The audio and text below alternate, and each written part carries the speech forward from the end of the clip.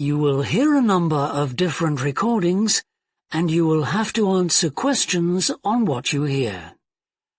There will be time for you to read the instructions and questions, and you will have a chance to check your work. All the recordings will be played once only. The test is in 4 sections. At the end of the test, you will be given 10 minutes to transfer your answers to an answer sheet. Now turn to Section 1. Section 1. You will hear a conversation between the director of a child care centre and a parent enrolling her child in the centre. First, you have some time to look at questions 1 to 6.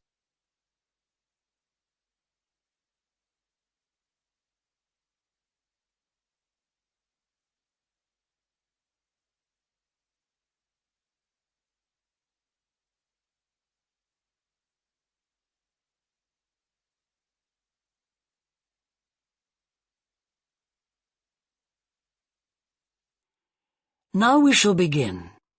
You should answer the questions as you listen, because you will not hear the recording a second time.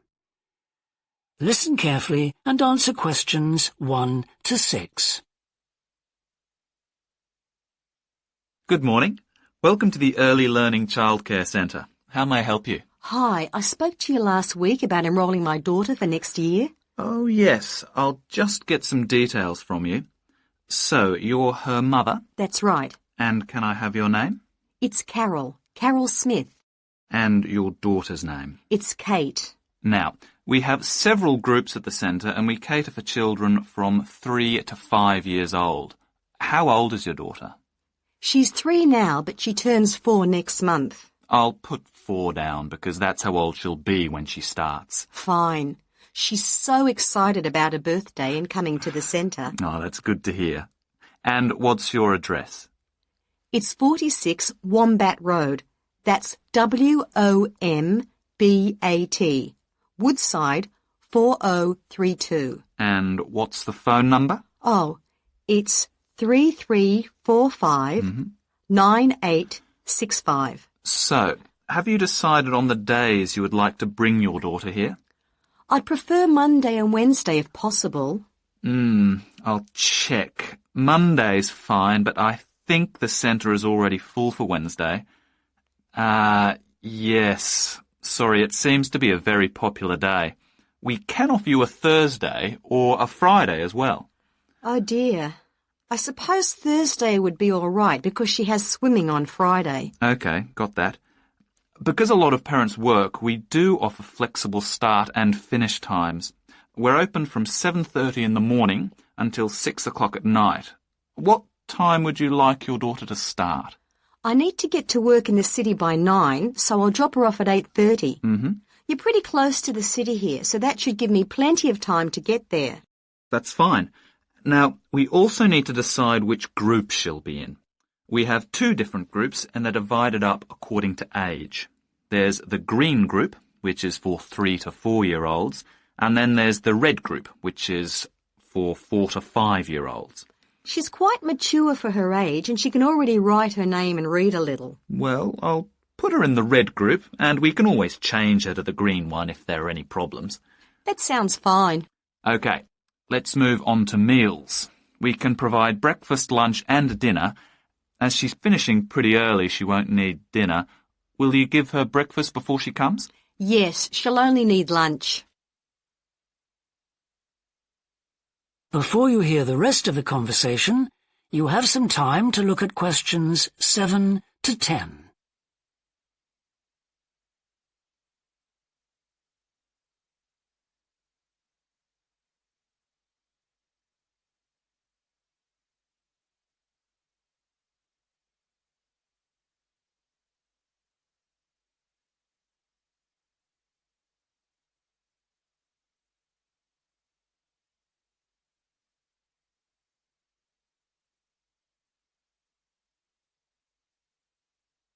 Now listen and answer questions 7 to 10.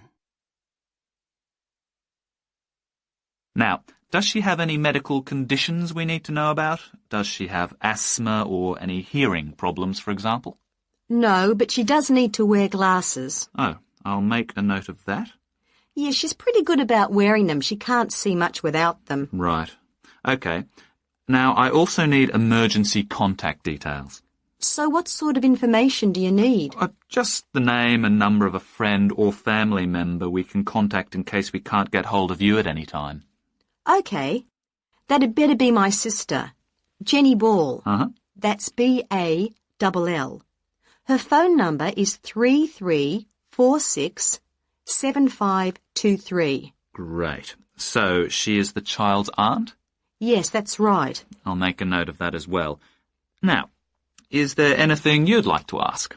What about payment? How much are the fees each term? Well, for 2 days and the hours you've chosen, that will be $450 altogether. OK, and do I have to pay that now? No, we send out invoices once the children start at the centre. You can choose to pay at the end of each term, or we do offer a slightly discounted rate if you pay every month. Oh, I'll do that then. I find it easier to budget that way, and I'm not used to the term dates just yet. Good. It makes it a lot simpler for us as well. Well, that's everything. Would you like me to show you around the centre? We can go. That is the end of section 1. You now have half a minute to check your answers.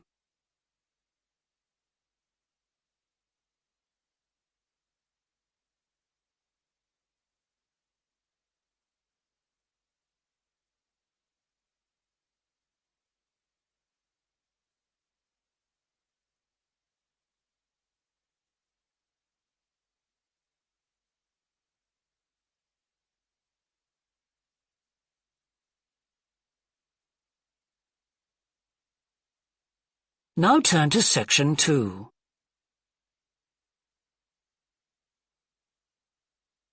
Section 2. You will hear a woman called Alice Bustle talking on the radio about the Dolphin Conservation Trust, an organization which tries to protect dolphins. First, you have some time to look at questions 11 to 15.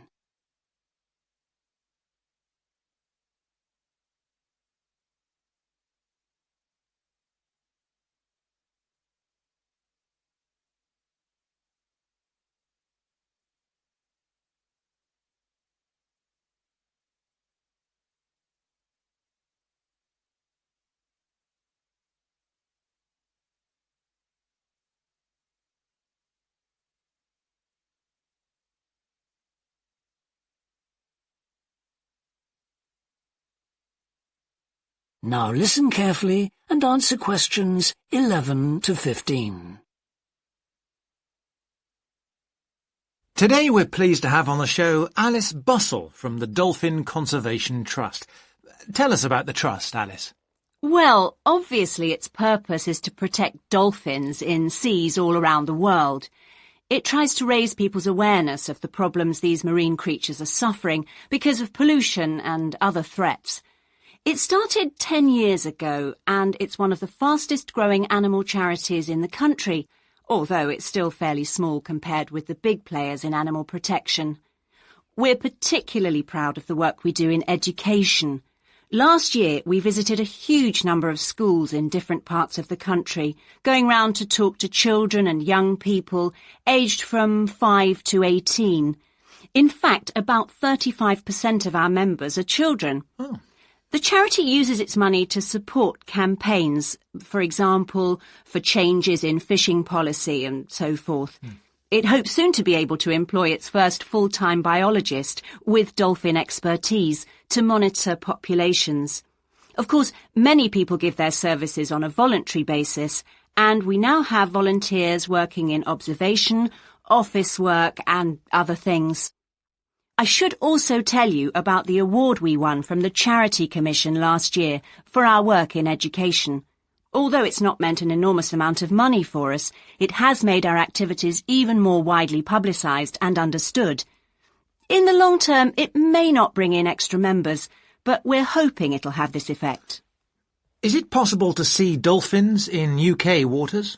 Yes, in several locations. And we have a big project in the east part of Scotland.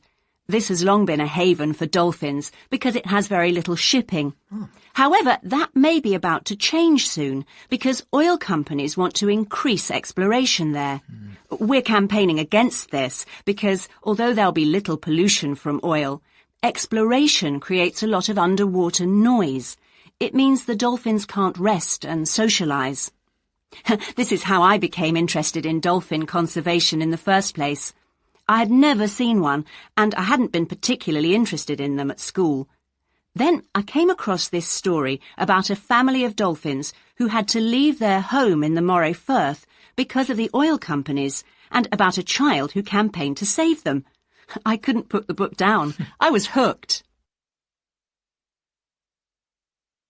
Before you hear the rest of the talk, you have some time to look at questions 16 to 20.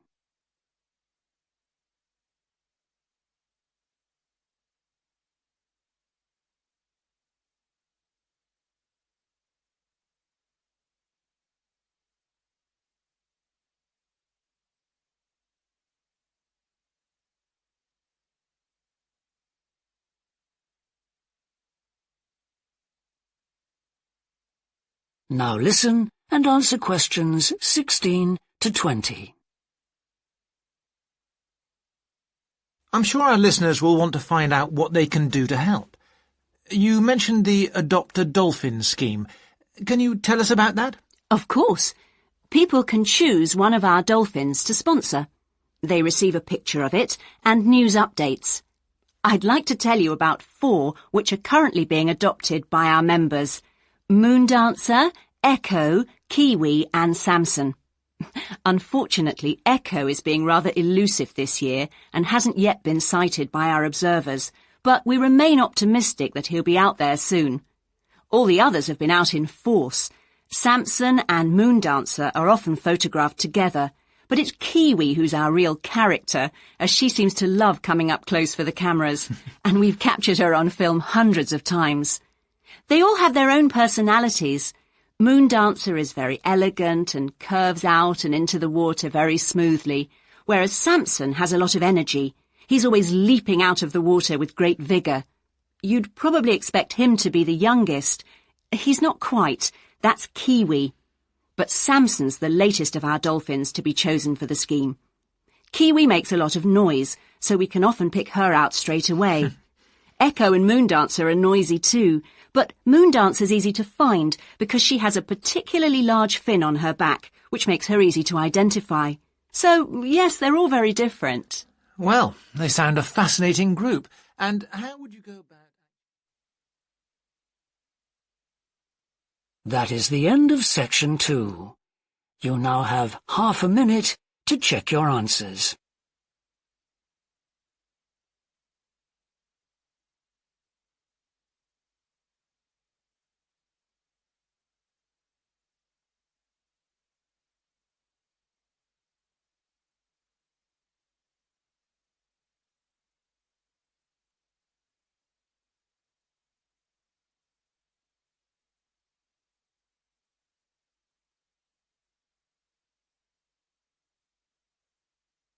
Now turn to section 3.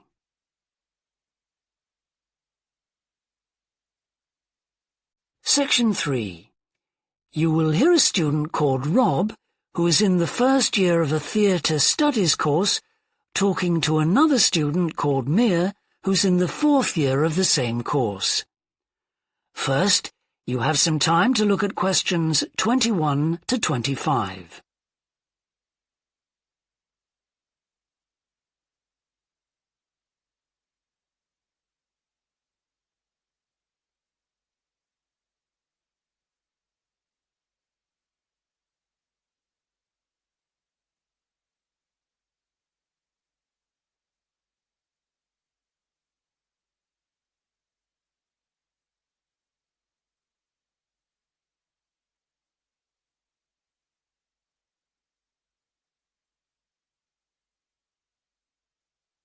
Now listen carefully and answer questions 21 to 25.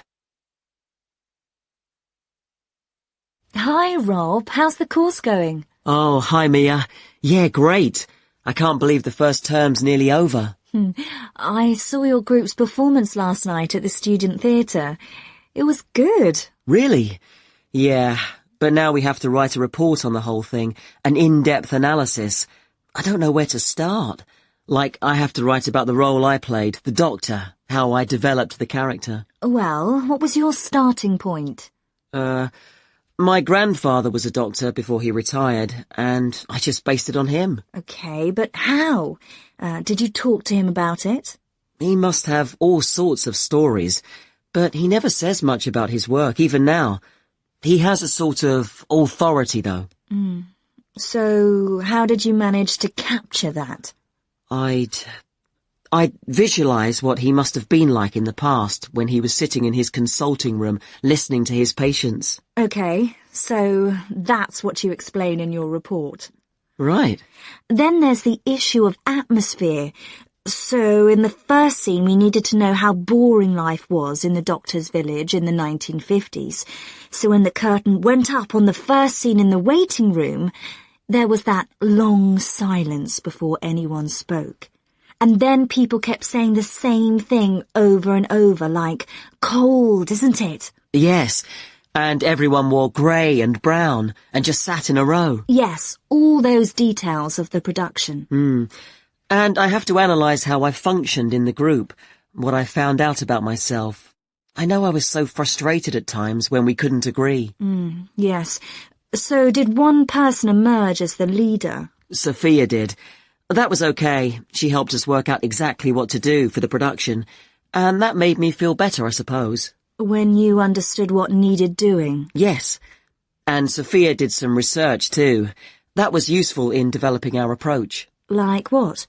Well, she found these articles from the 1950s about how relationships between children and their parents, or between the public and people like bank managers or the police, were shifting. Interesting.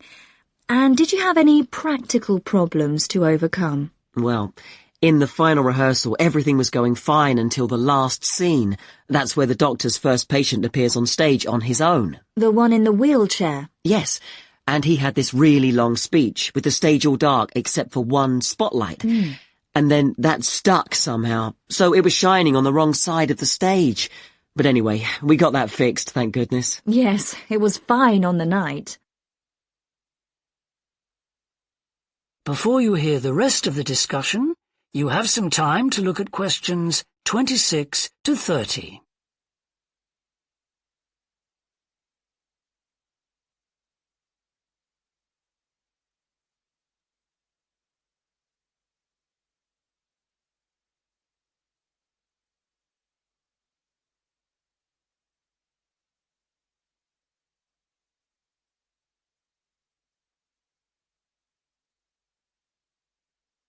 Now listen and answer questions 26 to 30. But while you're here, Mia, I wanted to ask you about the year abroad option. Would you recommend doing that? Yes, definitely. It's a fantastic chance to study in another country for a year. I think I'd like to do it, but it looks very competitive. There's only a limited number of places. Yes. So, next year, when you're in the second year of the course, you need to work really hard in all your theatre studies modules. Only students with good marks get places. You have to prove that you know your subject really well. Right. So, how did you choose where to go? Well, I decided I wanted a programme that would fit in with what I wanted to do after I graduate. So I looked for a university with emphasis on acting rather than directing, for example. It depends on you. Then about 6 months before you go, you have to email the scheme coordinator with your top 3 choices. I had a friend who missed the deadline and didn't get her first choice, so you do need to get a move on at that stage. You'll find that certain places are very popular with everyone. And don't you have to write a personal statement at that stage? Yes. Right. I'll get some of the final year students to give me some tips. Maybe see if I can read what they wrote. I think that's a very good idea. I don't mind showing you what I did. And while you're abroad, don't make the mistake I made. I got so involved I forgot all about making arrangements for when I came back here for the final year. Make sure you stay in touch so they know your choices for the optional modules. You don't want to miss out doing your preferred specialisms. Right. That is the end of section 3. You now have half a minute to check your answers.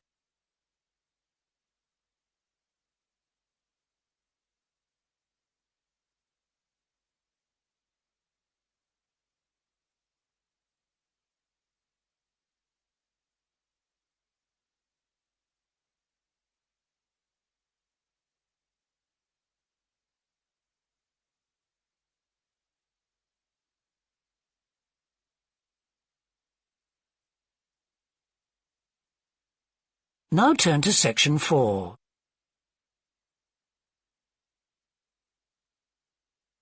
Section 4.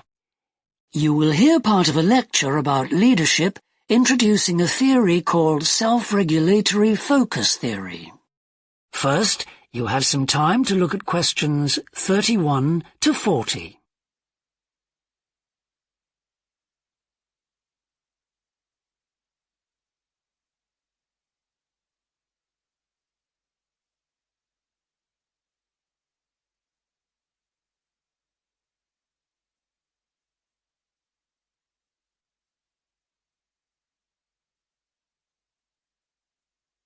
Now listen carefully and answer questions 31 to 40. Today, I want to talk about self-regulatory focus theory and how the actions of leaders can affect the way followers approach different situations. Self-regulatory focus theory is a theory developed by Torrey Higgins. He says that a person's focus at any given time is to either approach pleasure or avoid pain. These are two basic motivations that each and every one of us has, and they cause us to have different kinds of goals. Promotion goals in different life situations emphasize achievement. Prevention goals are oriented towards the avoidance of punishment. In a specific situation, our thoughts might focus more on promotion goals or more on prevention goals. The theory suggests that two factors affect which goals we are focusing on. First, there is a chronic factor. This factor is connected to a person's personality and says that each person has a basic tendency to either focus more on promotion goals or focus more on prevention goals as part of his or her personality. Second, there is a situational factor, which means that the context we are in can make us more likely to focus on one set of goals or the other. For example, we are more likely to be thinking about pleasure and to have promotion goals when we are spending time with a friend. In contrast, if we are working on an important project for our boss, we are more likely to try to avoid making mistakes and therefore have more prevention goals in our mind. Research has shown that the goals we are focusing on at a given time affect the way we think.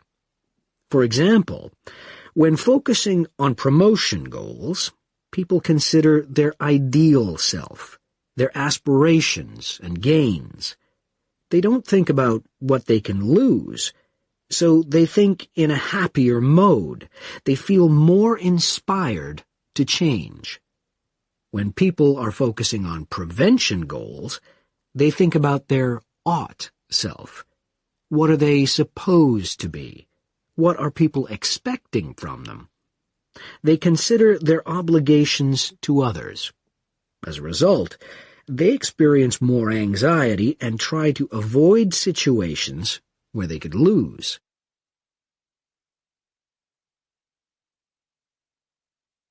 Now that I have talked about the two focuses and how they affect people, I want to look at the idea that the way leaders behave, or their style of leading, can affect the focus that followers adopt in a specific situation. In talking about leadership, we often mention transformational leaders and transactional leaders. Transformational leaders, when interacting with their followers, focus on their development. In their words and actions, transformational leaders highlight change. Their speech is passionate and conveys a definitive vision. All of these things can encourage followers to think about what could be. In other words, they inspire a promotion focus in their followers. In contrast, transactional leaders focus on developing clear structures that tell their followers exactly what is expected of them. While they do explain the rewards people will get for following orders, they emphasize more how a follower will be punished, or that a follower won't get rewarded if his or her behavior doesn't change. In short, they emphasize the consequences of making a mistake. This emphasis will clearly lead followers to focus on avoiding punishment and problems. This is clearly a prevention focus. In conclusion, it is important to understand that one focus is not necessarily better than the other one. For a designer who works in a field where a lot of innovation is needed, a promotion focus is probably better. In contrast, a prevention focus, which causes people to work more cautiously and produce higher quality work, might be very appropriate for a job like a surgeon, for example. The main point of the research, though, is that the actions of leaders can greatly influence whether people approach a situation with more of a promotion focus or more of a prevention focus. That is the end of section 4. You now have half a minute to check your answers.